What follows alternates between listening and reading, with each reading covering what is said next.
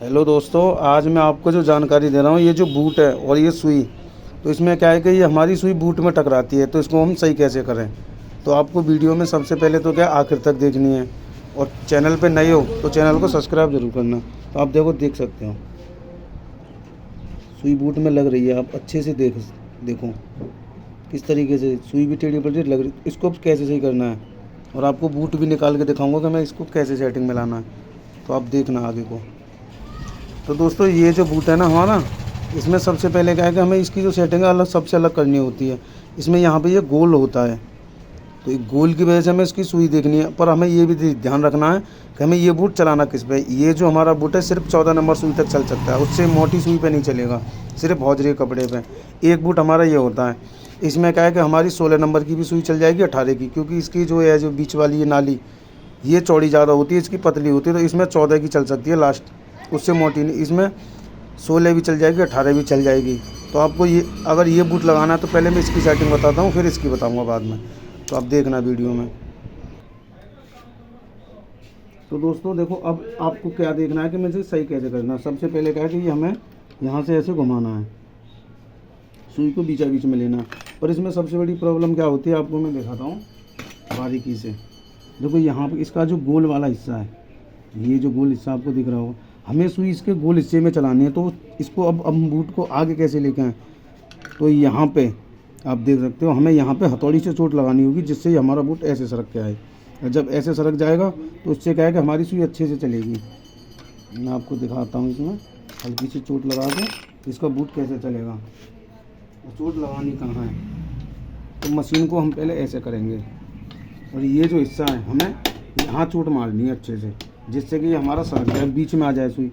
उसके बाद क्या है कि इसको हमें ऐसे रख के देखना है। अब क्या है कि हमारा दांतों पे भी सही बैठना चाहिए। अब ज़्यादा ऊंचा बैठेगा तो फिर कपड़ा नहीं जाएगा पीछे को।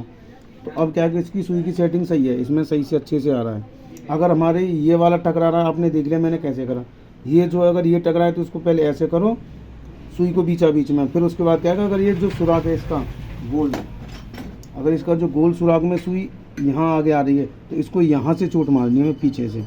तो क्या कि आगे सरक जाएगा, इसके सुराग में गोल वाले में बीचा बीच में आनी चाहिए सुई।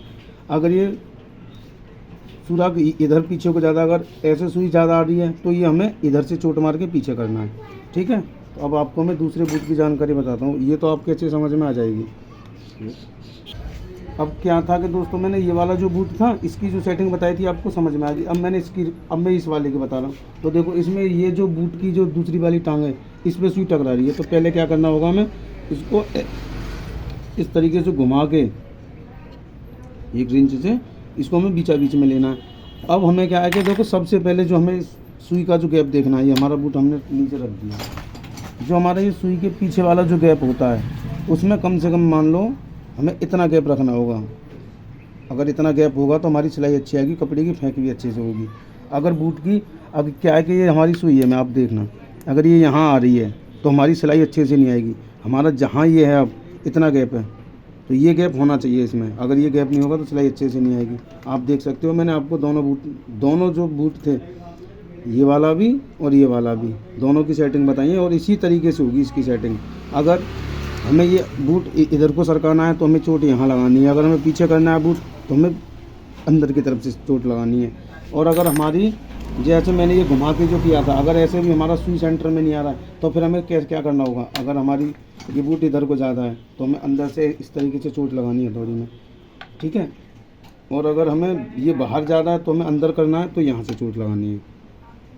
तो आपको अच्छे से समझ में आ गया होगा कि हमें वीडियो किस तरीके से बनाई है, और आपको अच्छे से समझ में आएगी, और आपके काम की भी बहुत है। तो भाई बस ज़्यादा से ज़्यादा चैनल को सब्सक्राइब करना और बेल आइकन जरूर दबाना।